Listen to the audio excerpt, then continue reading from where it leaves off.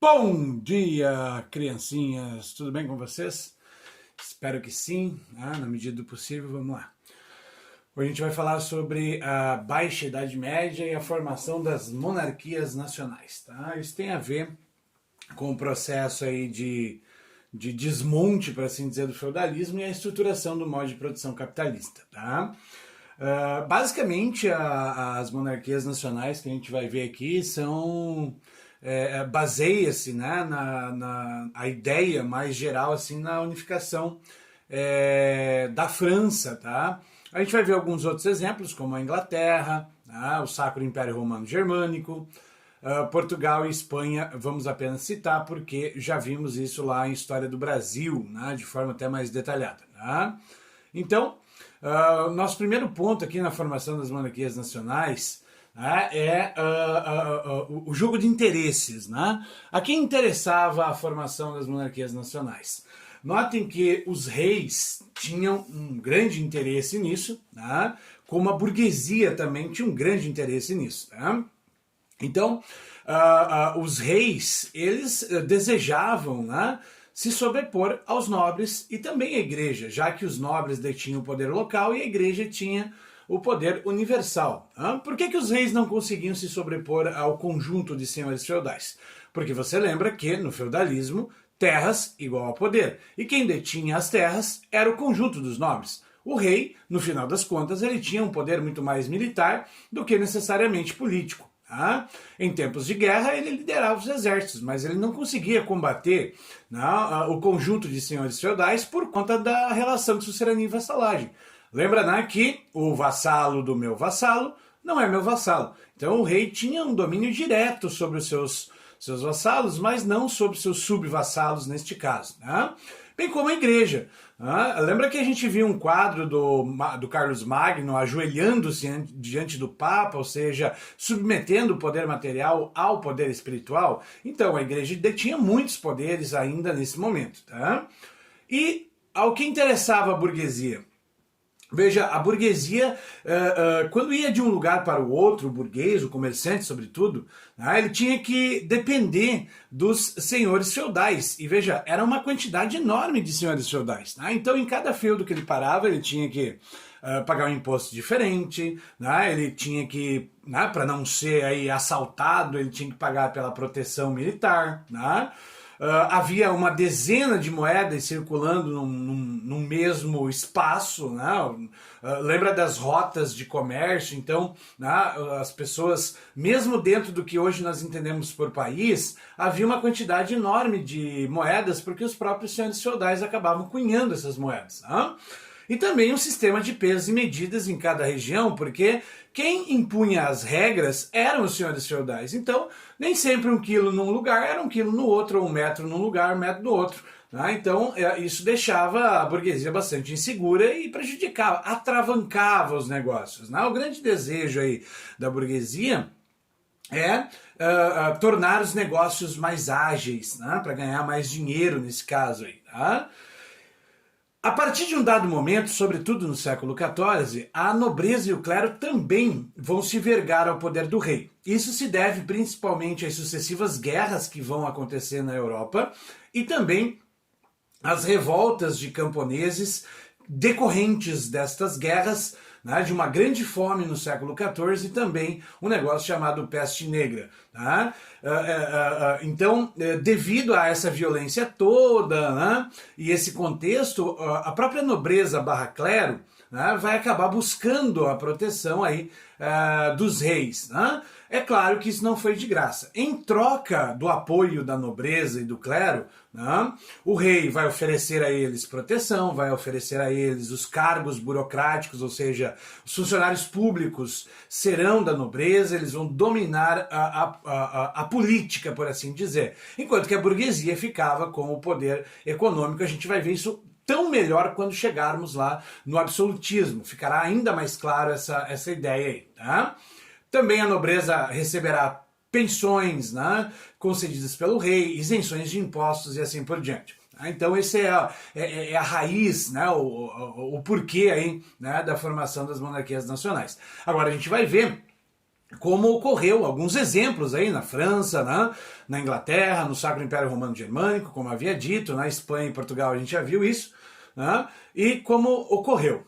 A monarquia francesa ela começa a se reestruturar, na verdade, né, porque lembre-se, a gente já tinha visto a dinastia Merovíngia, depois a Carolíngia, né? E no século X, no finalzinho do século X, nós vemos a emergência de uma outra dinastia, a dos Capetingios, que ficaria, né, mais de 300 anos no poder aí da França. Tá? A dinastia Capetingia vai começar com o conde de Paris, este rapaz aqui é o Ugo Capeto. Né? Ele era o prefeito de Paris e aos poucos ele começa a se tornar muito poderoso politicamente, né, e vai se fechando aí em torno dele, né, um líder político. E os seus descendentes, os que se seguem, vão tomar uma série de medidas que vão fortalecerem muito o poder real em detrimento da autoridade descentralizadora dos senhores feudais. Né? É o momento aí que você tem a quebra do poder local dos senhores feudais. E depois a gente vai ver também durante a dinastia dos Capetingios a quebra do poder universal da igreja. Com alguns exemplos aqui. Ó. O primeiro grande rei da França, né, a estruturar, né, a coroa, notem, né, já no século XII. Então foi um longo processo. Não é que o cara acordou de manhã, se espreguiçou e falou, oba, agora eu vou construir a França. Não. Tá? Veja, ele vai empreender uma série de conquistas territoriais, o Filipe Augusto, inclusive entrando em conflito direto com a Inglaterra, buscando mais territórios. Né? E você entenderá no próximo tópico, que é a monarquia inglesa, porque isso acontece. Né? Temos aí, por parte do Filipe Augusto, a criação de um imposto nacional em todo o território para financiar o seu exército nacional, sobretudo por conta de um conflito com a Inglaterra, né? Mas também para impor-se sobre o conjunto dos subvassalos. Só relembrando, o vassalo do meu vassalo não é meu vassalo, então você tinha que convencer esses subvassalos do seu domínio. E lembre-se que a melhor forma de convencimento nesse contexto eram as armas, né? Ele também começa a vender cartas de franquia a muitas cidades que queriam se libertar do poder dos senhores feudais, né? Concedendo essas cartas de franquia. Óbvio, isso dava a ele maior renda, porque as cidades passavam a se aliar ao rei e a pagar o imposto a ele. E aos poucos ele vai tirando os senhores feudais da jogada, vai organizando aí uma burocracia estatal, um proto-estado. Né? Você tem aí dois exemplos de funcionários públicos aí da administração, né? Os bailios e os senescais. Eram aplicadores da justiça, né? Os senescais lá no sul da França e os bailios mais ao norte aí, eles eram espécies de delegados, juízes, algo nesse sentido. Só para a gente fazer uma analogia aí com a nossa estrutura atual. Né? Os xerifes também, se você preferir, né? Esse termo era usado pelos ingleses. Né? E aí nós temos depois o Luís IX, né? Que inclusive foi canonizado pela igreja aí, pela participação na 7ª e na 8ª cruzada. Além disso, né, ele também vai garantir uma maior centralização política na França a partir do momento que ele impõe o monopólio aí, né, para a cunhagem de moeda, que antes, lembre-se, né, era feita até de forma meio que indiscriminada. E também ele vai impor os chamados tribunais reais, ele vai monopolizar aí o direito, a justiça vai ficar sob a tutela do rei a partir de agora na França. Entretanto, o mais importante rei da França que vai lá, impulsionar o reino, o Estado francês, é um cara chamado Filipe IV, né, o Belo. Ele vai governar de 1285 a 1314. Tá? E ele vai entrar em conflito direto com a igreja, né? Principalmente a partir do momento em que ele vai tocar, né, a parte mais sensível, né, das pessoas, que é o bolso. Ele vai impor aí um imposto, né, sobre o clero. Né, o clero que era isento totalmente de pagar impostos. Né, a igreja jamais havia, né, se submetido a tal fator. Né, e aí onde começam os atritos com o Papa Bonifácio VIII, que vai levar, né, ao início da quebra, né, do universalismo, por assim dizer, lá na Europa. Né? O Bonifácio VIII foi contra, né, essa cobrança de impostos, ameaçou de excomunhão no primeiro momento aí o Felipe o Belo, né? Então o Felipe o Belo vai chamar uma Assembleia dos Estados Gerais. Ele chamou representantes do próprio clero francês, a quem ele impôs, né? Lembra, ele tinha armas e armas convencem pessoas, ele vai se impor sobre o clero francês, que está cada vez mais próximo da monarquia francesa e longe de Roma, e ele também vai chamar a nobreza e os representantes do terceiro estado para compor aí essa assembleia, né, no intuito de discutir se deveria mesmo ou não cobrar os impostos da igreja.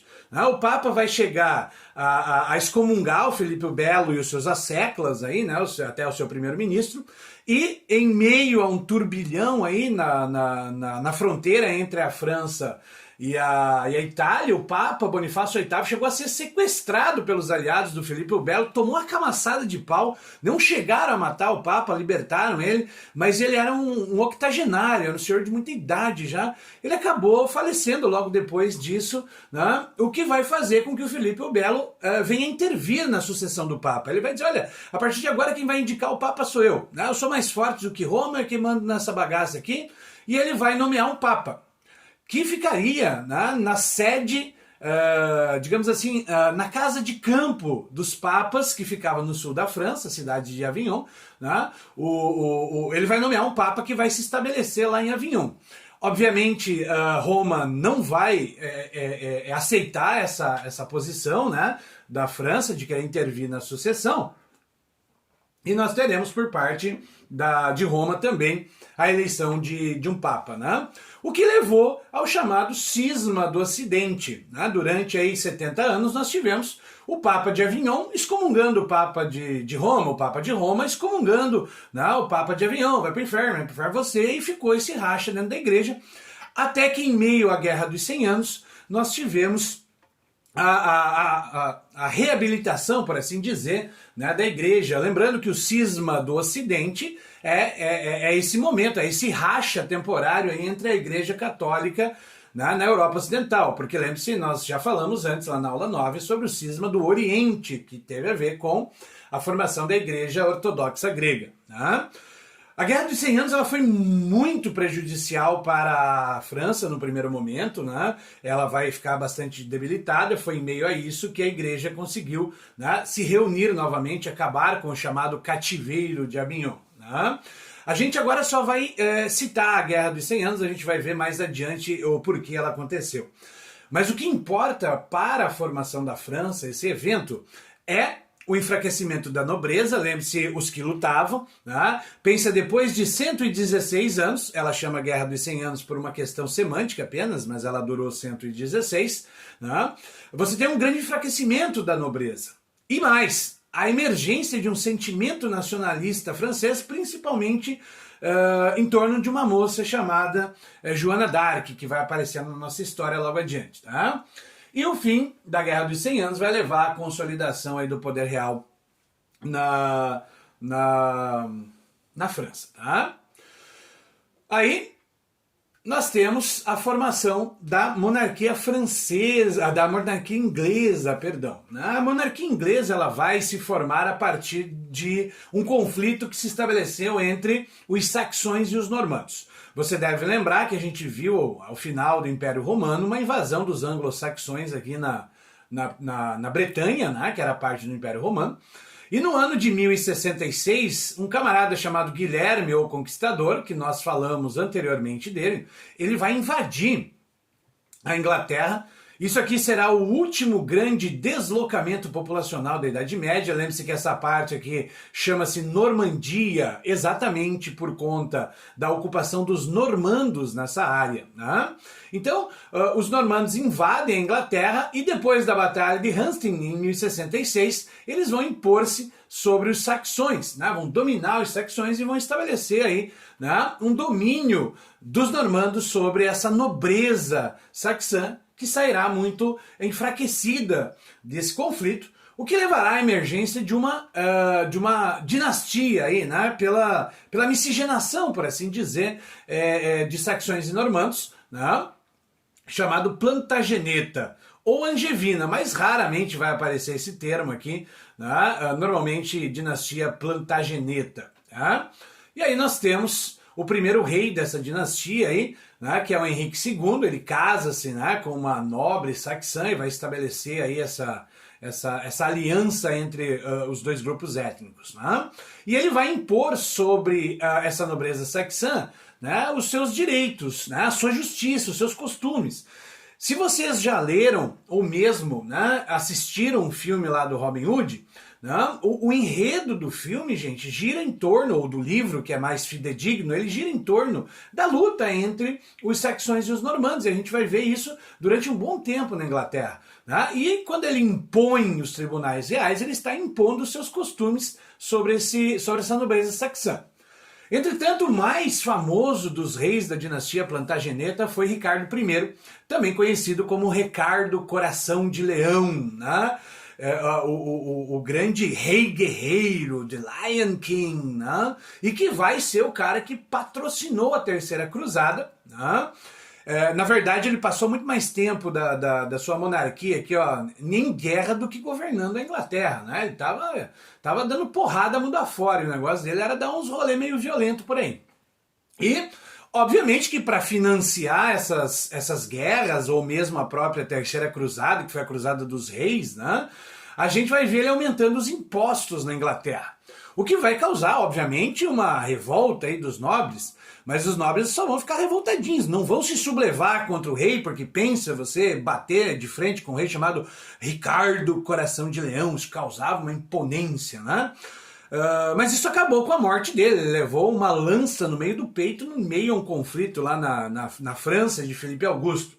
E aí quem assumiu o poder foi seu irmão mais novo, chamado João do MST, João Sem Terra. Não tem como você respeitar um camarada desse. Os caras zoavam com ele. Por que ele foi chamado de João Sem Terra? Porque ele não era o primogênito, ele não deveria ficar com a herança. E tanto é que quando o irmão estava longe, né, ele vai acabar ganhando o apelido de João Cobrador de Impostos, que também remete à história do Robin Hood. Por quê? Ele precisava aumentar constantemente os impostos para manter o irmão em guerra e longe do trono da Inglaterra, para assim se beneficiar. Depois da morte do Ricardo, ele vai tentar, né, expandir os seus domínios aqui na França, na Normandia, mas acaba sendo derrotado pelo Felipe Augusto lá da França e empurrado de volta, né, para lá do Canal da Mancha. Derrotado na guerra, os nobres vão ficar ainda mais revoltados. Ele tenta aumentar os impostos, e o que vai levar a uma grande subversão desses nobres. Os caras vão, né, bater de frente com o rei e falar, ó, cara, a gente não aceita mais pagar impostos, né? E dessa forma nós temos aí, né, o início de um conflito entre os nobres e o rei João Sem Terra, o João I, que vai levar à assinatura deste documento aqui tremendamente importante, que você vai pegar aquela sua canetinha purpurinada com urânio e vai destacar. A Carta Magna foi o primeiro documento, né, no sentido, é uma analogia apenas, óbvio, não era essa, né, a questão, mas como se fosse uma constituição, uma carta de direitos imposta pelos nobres sobre o rei. Isso vai refrear os poderes do rei, por quê? Ele passa a ser controlado pelos nobres através de um negócio chamado Grande Conselho, que depois nós vamos chamar de parlamento. O rei não podia mais, por exemplo, fazer impostos sem antes consultar, né, esse Grande Conselho. E tampouco poderia julgar a seu bel prazer os nobres. Diz a Carta Magna que os nobres só seriam julgados por iguais, ou seja, por outros nobres, e ainda com a lei das suas terras, né, com os costumes da sua região, né, o que faz, obviamente, com que o conjunto dos nobres passem a ter um poder muito grande sobre o rei. Você deve estar se perguntando, mas a gente não estava falando de como o rei, né, dominou o conjunto dos nobres, a gente não estava falando de centralização política? Então, no primeiro momento aqui, a gente viu essa centralização e agora ela arrefeceu na Inglaterra com a Carta Magna. Entretanto, contudo, porém, todavia, mas eclodirá logo em seguida, para a história é um século, né, a Guerra dos 100 Anos, com a França, que a gente já citou e que a gente vai entender depois. Tá? Então, no primeiro momento a Inglaterra estava vencendo a guerra, mas depois a Inglaterra vai perder. A França, a gente vai ver por quê, ela teve aí uma sobrevida e vai, né, dar as porradas nos ingleses, vai empurrar eles de volta, né, para a Inglaterra, já que os ingleses haviam invadido a França para tentar tomar territórios franceses. Né? Em meio à decadência da guerra, né, dos 100 anos, nós vemos a emergência aí de uma nova dinastia na Inglaterra, né, e a luta pelo poder que vai se desencadear aí por conta da Guerra das Duas Rosas. Né? Como é que começa a Guerra das Duas Rosas? Em 1399, um rei chamado Ricardo II, Plantagenet, ele acaba sendo deposto por Henrique Lancaster, esse camarada aqui. Ele vai dizer, olha, você é um rei bobo chato feio, eu que vou tomar o poder, dar umas porradas nele e toma o trono. Vai começar a governar aí a Inglaterra. Tá? E veja, enquanto os ingleses continuavam dando porrada na França, né, a primeira fase aí irá até 1422, a coisa andou, né, relativamente boa para os ingleses, né, apesar da não vitória, né, rápida sobre os franceses, né, a coisa foi andando. O problema foi, né, que a Inglaterra começará a perder a Guerra dos 100 Anos. Então, uma outra casa real da Inglaterra, os York, do norte lá da França, né, vão contestar o domínio dos Lancaster. Lembrando que tanto os Lancaster quanto os York descendiam dos Plantagenetas. Você deve lembrar, a gente já comentou sobre isso, a maior parte das casas reais na Europa, elas eram, elas descendiam de uma mesma linhagem, nesse caso dos Plantagenetas, né? Se a gente pegar um mapa genealógico aí, né, dos Plantagenetas, a gente vai ver, né, espraiar-se por todas as casas da nobreza inglesa, né, a sua linhagem. Né? O fato é que o rei Eduardo IV aqui vai acusar o rei Henrique VI de ser, né, um rei louco, incompetente, que ferrou com a Inglaterra, e aí começará a Guerra das Rosas, que inclusive foi a inspiração do Martin lá para fazer a Guerra dos Tronos, né, o Game of Thrones lá.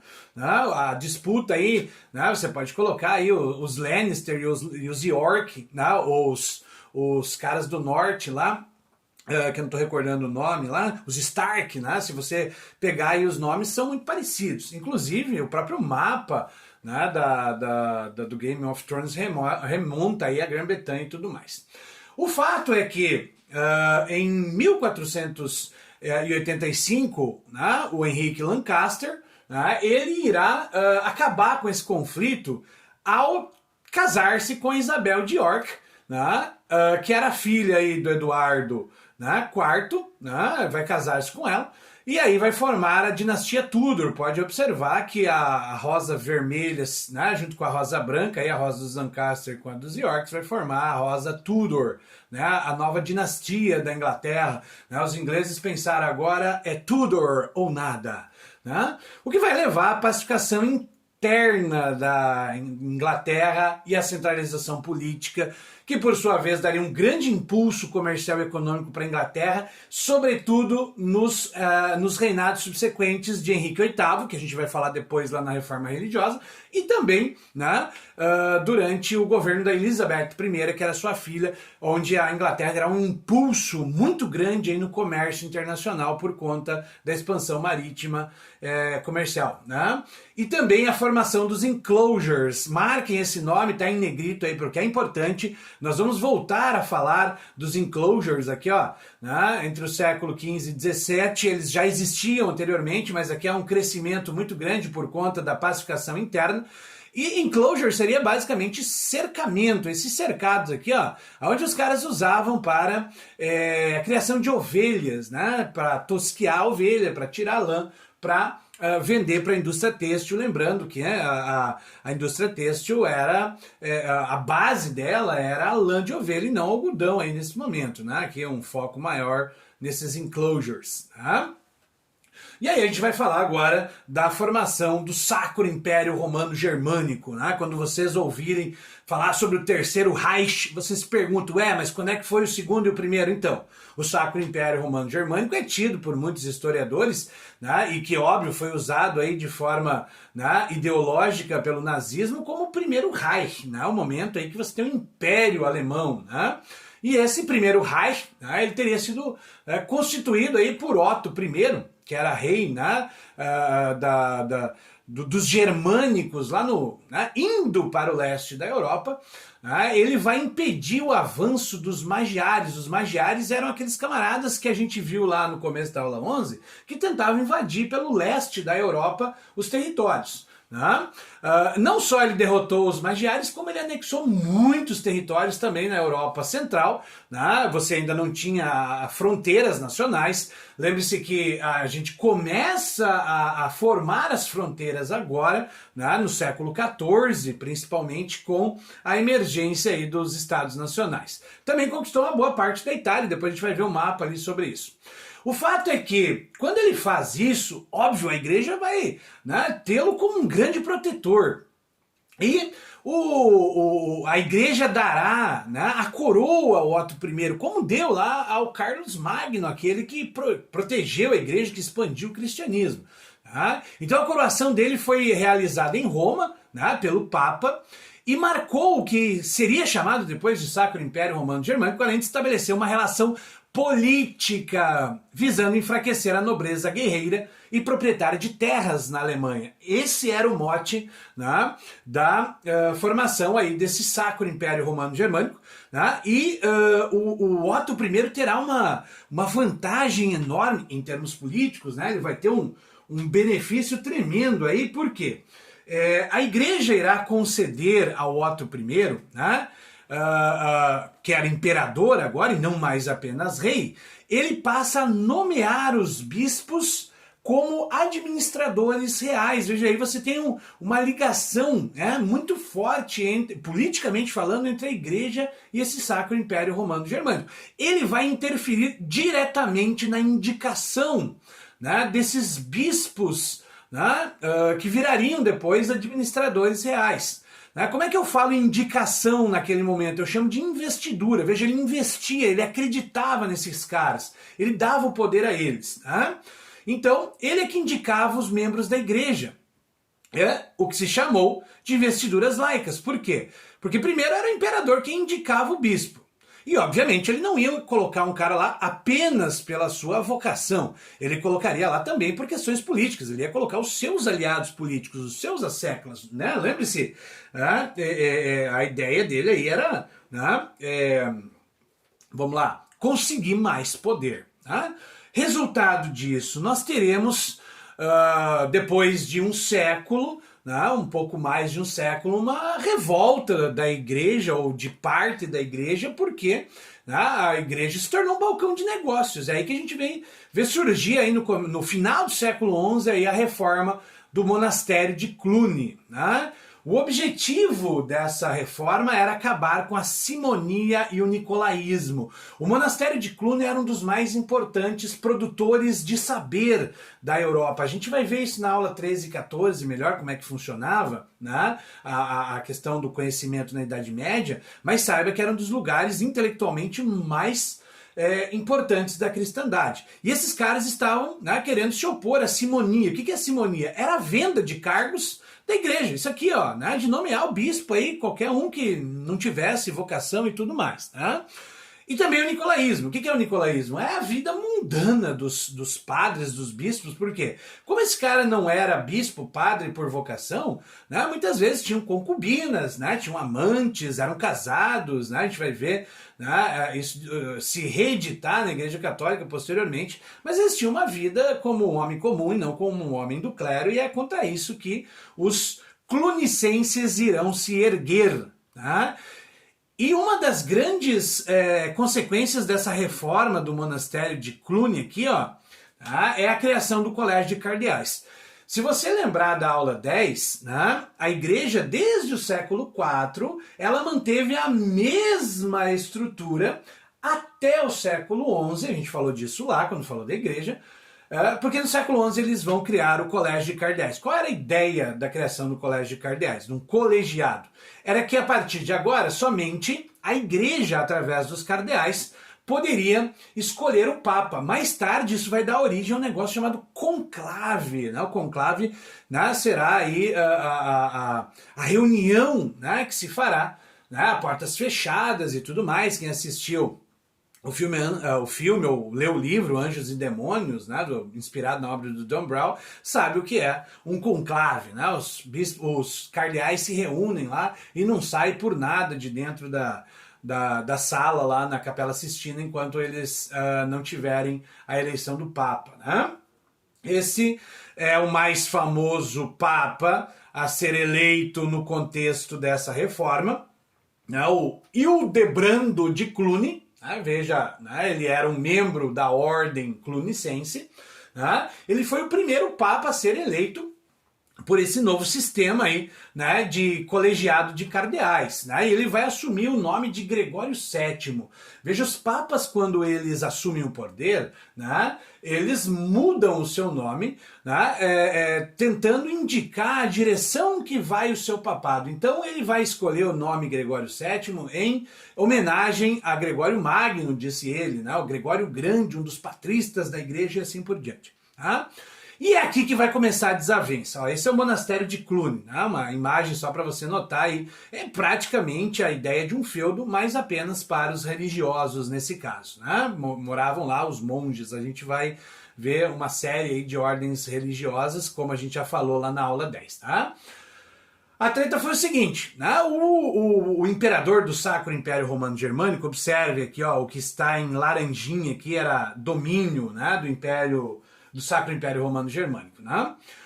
O imperador do Sacro Império Romano estava acostumado a indicar os membros, né, da igreja. Né? Então, quando o Gregório assumiu o poder, o imperador chamado Henrique IV, né, ele vai mandar uma carta lá, porque na época não tinha WhatsApp, se é que você me entende, né, vai mandar uma carta lá, né, para o Gregório, né, falando, e aí Greg, de boas? Aí o Greg vai falar, de boas, Kik. Então, né, o Henrique fala para ele, ó, tem uns brother aí que precisam de um trampo, eu quero indicar eles como bispos. Aí o Gregório vai falar, cara, né, não viaja, agora quem vai escolher os bispos sou eu, a gente fez essa reforma aí na igreja exatamente para não ter indicação, né, laica, vai ser religiosa agora. Aí o Henrique falou, olha rapaz, você não sabe que o costume são os imperadores, né, indicarem os cargos da igreja? Aí o Gregório ficou muito prostituto da vida e falou, velho, negócio é o seguinte, né, Deus disse, eu sou a verdade e não o costume, eu sou representante de Deus aqui e sou eu que vou escolher. E tem mais, se você não baixar a bola eu te excomungo. Lembrando que excomungar era expulsar, era linha direta para o inferno. Né? A mesma coisa se te confiscar a internet. Ferrou, cara, nessa quarentena. Então veja, o rei, né, o Henrique IV, lá do Sacro Império Romano Germânico, trucou. Né? Falou, não, 6 nesse truco aí. Resultado, o Papa excomungou ele. E isso ferrou. Por quê? Porque ele perdeu os brothers, né, cara? Ninguém quer ficar perto de um cara excomungado lá na Idade Média. Resultado, o Henrique IV ele é obrigado a ir pedir perdão, né, para o Papa. E o Papa foi tão coração de pedra, frozen, né, com o Henrique IV, que deixou o maluco 3 dias embaixo de chuva e neve lá no nortão da Itália, no inverno. Né? Falou, vou deixar ele aí ficar remoendo o sentimento, depois eu atendo ele. Depois de 3 dias, ele atendeu o Henrique IV, que pediu perdão de joelhos aqui ao Papa, mas o Papa foi, né, coração duro novamente, falou, não te perdoo, vai continuar sendo excomungado. E essa treta durou até 1122, né, quando, vai lá, o Henrique V, mais tarde, vai aceitar, né, um acordo com a igreja chamado Concordata de Worms.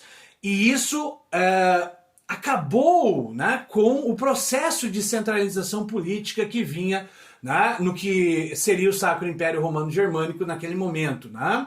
Essa concordata de Worms aqui, bem como a querela das investiduras, né, a questão das investiduras, acabou ferrando com os reis lá do Sacro Império Romano Germânico, dando mais poder aos nobres. Por quê? Os nobres foram espertinhos, eles jogaram de um lado com o imperador, às vezes eles ficavam do lado do imperador, às vezes eles ficavam do lado da igreja. E isso culminou com a formação aí da Dieta dos Nobres, como se fosse um parlamento. A partir de 1125, os imperadores tinham que consultar os nobres para tomar decisões. Inclusive, o imperador passará a ser eletivo a partir de então dentro do Sacro Império Romano Germânico, tá? Ali no seu Adrianex, no Para Saber Mais, tem inclusive uma indicação ali, né, um texto sobre o que foi a querela das investiduras, o que foi também a reforma lá, né, do monastério de Cluny. E aí, né, aqui uma imagem do conclave que eu havia dito antes, né, desde 1274, ele é feito aí na Capela Sistina. Essa imagem, obviamente, é de um conclave mais recente. E agora, né, a gente vai falar das monarquias ibéricas. Dá uma olhada lá no seu Adrianex, aula 2 de História do Brasil, ele é bem mais completo. Aqui a gente só vai citar porque a gente já viu isso lá em História do Brasil, né? Então observe.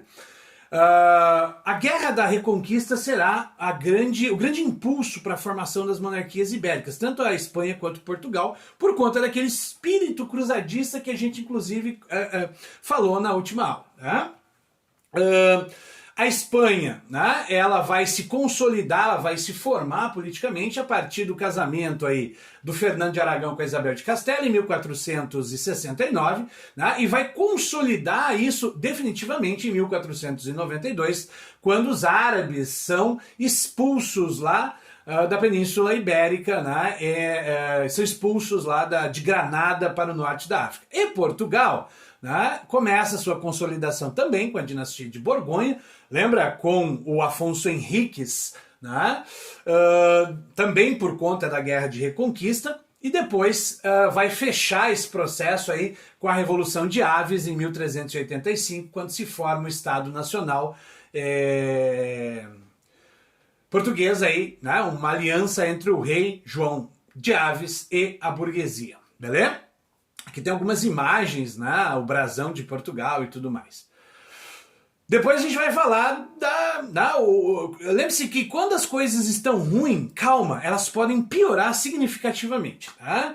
A crise dos séculos 14 e 15. Isso aqui acabou de acabar com o feudalismo, né? Isso aqui foi um impulso final aí para a formação dos estados nacionais, tá? O comércio, que desde o século XI cada vez mais importante, começou a declinar devido à falta de mercados, pelo declínio demográfico, porque a gente vai ver guerra, a gente vai ver fome, a gente vai ver peste, né? E o esgotamento das minas europeias de metal precioso, como prata, por exemplo, o que vai afetar a cunhagem de moedas, obviamente. Então, o primeiro grande, né, impulso aí será buscar mercados consumidores e também, né, metais preciosos aí nas grandes navegações que a gente vai ver depois. Ó. A importação de produtos do Oriente direcionava o capital para fora da Europa, resultando numa inflação e numa crise econômica. Por quê? Porque, né, os caras compravam e não vendiam muita coisa para fora da Europa, o que não entrava, né, dinheiro lá na Europa naquele momento, né? O primeiro grande evento nefasto do século XIV foi um negócio chamado a Grande Fome entre os anos de 1315 e 17, tá? Alterações climáticas, aí, ó, excesso de chuvas e diminuição da temperatura média da terra, tá? Vão levar à exaustão das terras agriculturáveis. Péssimas colheitas provocaram uma terrível crise de abastecimento e uma alta de preços sem precedentes na história da humanidade, né? Da humanidade europeia, obviamente. Tá? Início do declínio demográfico, né? Intenso, houve cidades aí, gente, que perderam 12% da sua população. Lembrando que as cidades eram miúdas nesse período, eram cidades com 10, 20 mil habitantes no máximo, né? Eram cidades pequenas para os padrões de hoje, óbvio, né? O segundo grande evento catastrófico aí desse período foi a crise, né? Foi a Guerra dos 100 Anos, né? Que a gente citou anteriormente. Tá? A Guerra dos 100 Anos vai acontecer entre a França e a Inglaterra, tendo como causa, né, básica, né, a sucessão do trono francês. Tá? O que acontece? O Felipe IV Belo, que a gente falou antes lá, inclusive, que teve a treta lá com o Bonifácio VIII e tudo mais, ele teve 3 filhos e uma filha, né? Então a sucessão dele estava garantida, né? Luís X, o Felipe V e o Carlos IV. Só que, observe, sucessivamente os filhos morrem nesse contexto aí, né? Lembrando que não tinha causa-mortes naquela época. Então, sucessivamente os filhos morrem, né? O Luís X, depois o Felipe V e o Carlos IV também morre. Restando apenas uma filha, né? Que era casada com o Eduardo II da Inglaterra. E, por serem casados, né, eles copularam e tiveram um filho, chamado Eduardo III. Eduardo III ele passa a ter um interesse no trono da França, é óbvio, né? Eu posso ser rei da França e da Inglaterra, pensou ele, né? Então ele vai reclamar o trono da França, já que ele era um herdeiro direto, né, do Felipe IV, ele era neto dele, né? Só que aí, o que acontece? Os nobres da França vão invocar uma lei lá do tempo do Clovis, lá dos merovingios ainda, né, que mulheres não podem assumir o trono na França. Nunca houve uma rainha da França, sempre houve consorte, sempre houve a mulher do rei, mas uma rainha nunca governou a França, né? Então você tem a lei sálica que impedia a sucessão do trono por linha materna. Ou seja, Dudu, você tá fora, né? Não vai assumir o trono. Aí os nobres vão entregar o trono para um sobrinho do Felipe o Belo, chamado Felipe, né, VI de Valois, estabelecendo uma nova dinastia na França. Isso aqui foi o que deu, né, a justificativa para os franceses darem início à Guerra dos 100 Anos. Mas veja, tá além disso a questão da Guerra dos 100 Anos. Tá? Por que o Eduardo queria ser rei da França? Só porque ele queria poder político? Não só. Tá? A região de Flandres, ela estava muito mais ligada, tá? Aqui, ó, essa região aqui, ela estava muito mais ligada economicamente à Inglaterra do que necessariamente à França. A região de Flandres era uma grande produtora de tecidos nesse contexto. E você deve lembrar que os tecidos, eles eram fabricados, né, pelos... ou melhor, desculpe, a base da fabricação dos tecidos era a lã nesse momento. E qual era a grande produtora de lã desse momento? Era a Inglaterra. Então pensa assim, ó, se o rei da Inglaterra fosse o rei da França, não precisaria mais pagar impostos para comercializar com Flandres. Esse é o grande lance para você entender o porquê realmente da guerra, né? E não só a questão política, que claro é importante, mas a questão econômica é muito importante. Tá? E aí, claro, os nobres da França não queriam submeter a Inglaterra, porque poderiam, né, perder aí impostos e tudo mais. Resultado, né, a Inglaterra dará início à guerra, inclusive com o apoio aí, né, dos caras lá do norte, né, dos chamados borgonhões dessa região aqui, né? E ao longo, né, dos anos de 1337, quando vem efetivamente, né, o início da guerra, até 1422, perceba, a Inglaterra praticamente tomou toda a França. A França tinha jogado a toalha já praticamente, né? O fato é que você tem uma crise sucessória lá na Inglaterra, nesse contexto, lembra, teve a treta lá entre os York e os Lancaster, e na França vai aparecer uma figura extremamente importante chamada Joana d'Arc. Né? A Joana d'Arc vai aparecer para mudar o jogo. Notem, os ingleses vão ter um ganho, uma vantagem, né, na Primeira Guerra, além da questão lá da sucessão lá na Inglaterra, mas também o fato de eles usarem arcos longos nos combates, enquanto a França usava uma cavalaria pesada. As Jacqueries, que a gente vai falar logo em seguida, elas eram revoltas camponesas. E a peste negra. Né? Isso vai dizimar grande parte da população europeia. Tá? Ou melhor, francesa. Europeia sim, mas também a França será um foco enorme. Tá? E aí nós temos... o jogo virou, queridinha, com o aparecimento da Joana d'Arc. Por quê? Ela vai se tornar o grande símbolo de luta. Né? Ela dizia ter visões aí, né, com a vitória dos franceses se ela conduzisse os exércitos. Né? Ela vai falar, ela vai se confessar lá para um padre que vai falar para o bispo vai falar para o Delfim, né, que era o Carlos VII, que iria entregar a coroa para a Inglaterra. Ele falou, eu tô perdido mesmo, cara, deixa ela seguir, né? na frente dos exércitos, aí a gente se ferrou mesmo já. E aí a Joana d'Arc vai começar, né, a liderar os exércitos. Veja, ela não pegava em armas, né, ela era tipo uma cheerleader aí, né, incentivando a galera. Ela passará a ser o grande centro aglutinador, né, do exército francês, que vai vê-la como a Virgem, né, de Domremy, a Virgem Joana d'Arc, né, cria-se toda uma simbologia religiosa, inclusive, em torno dela, né,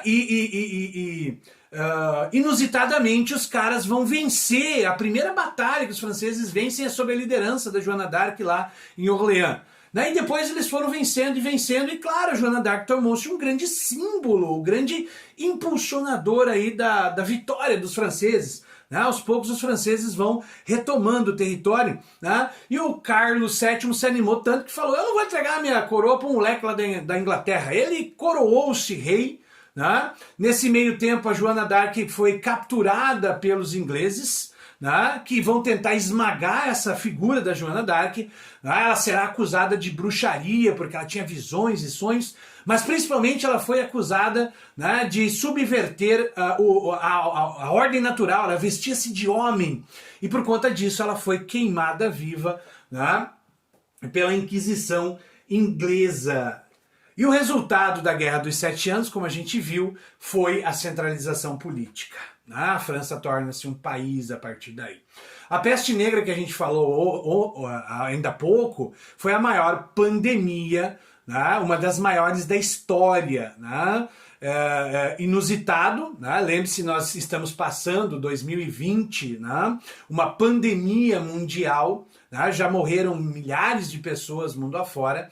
E a peste negra, que começará inusitadamente lá na China, né? Ela será levada para a Europa pelos mercadores, né? Na verdade, os ratos que vinham junto às mercadorias e que traziam consigo uma pulguinha, né, vão levar a doença para a Península Itálica, né? E isso vai levar à morte de 25 milhões de europeus. 1/3 da população europeia morre em virtude, né, da peste negra. A gente tem o relato da primeira guerra biológica, né, da história por causa da peste negra, mas isso você vai ter que assistir a nossa videoaula para descobrir, né? E nós teremos também aí a retração do mercado consumidor por conta de uma baixa demográfica tremenda. Né? E claro que isso vai enfraquecer os nobres. Por quê? Porque milhares de camponeses morrem e aí os caras vão, né? Olha, eu até continuo trabalhando para você, mas eu não quero ser servo.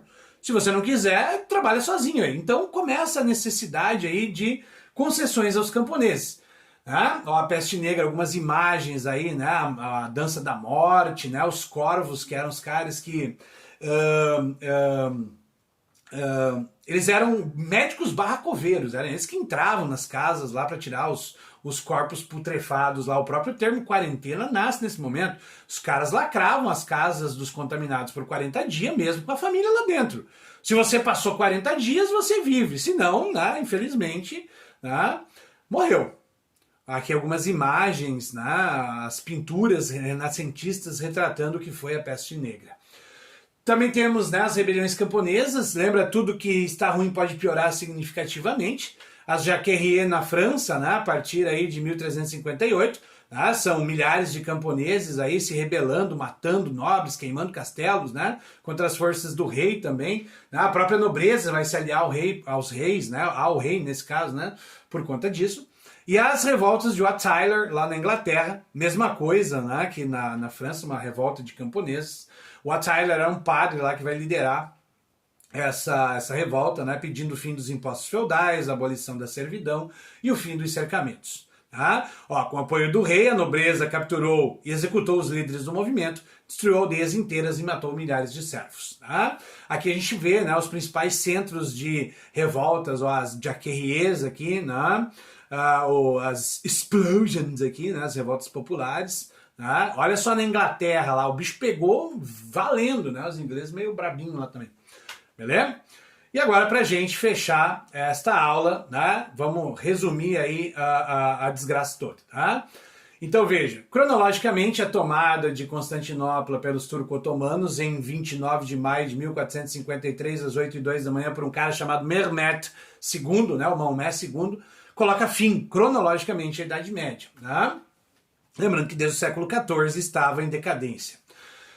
Temos aí a centralização política e administrativa por parte de um rei e um estado nascente. Temos o desenvolvimento comercial e urbano que vai levar à revolução comercial, que por sua vez, né, foi impulsionada aí pelas grandes navegações. Né? O surgimento da burguesia comercial, né? Liberdade servil e trabalho assalariado, né? A moeda retoma e tudo mais. E a expansão marítima, que será, né, o nosso assunto da aula 15, envolvendo esse momento aqui. Né, as nossas próximas 2 aulas a gente vai falar sobre pensamento e cultura na Idade Média. A expansão marítima e o deslocamento do eixo comercial do mar Mediterrâneo para as rotas de comércio do Atlântico vai provocar lá aquela revolução comercial que a gente vai retomar logo em seguida, né, nas aulas da apostila 3, a gente vai ver melhor aí o que foi essa revolução comercial, beleza? Espero vocês na videoaula, onde a gente vai fazer a questão em classe, ou as questões em classes da aula 12. Foi um prazer enorme estar com vocês, beijo, me liga, até a nossa aula.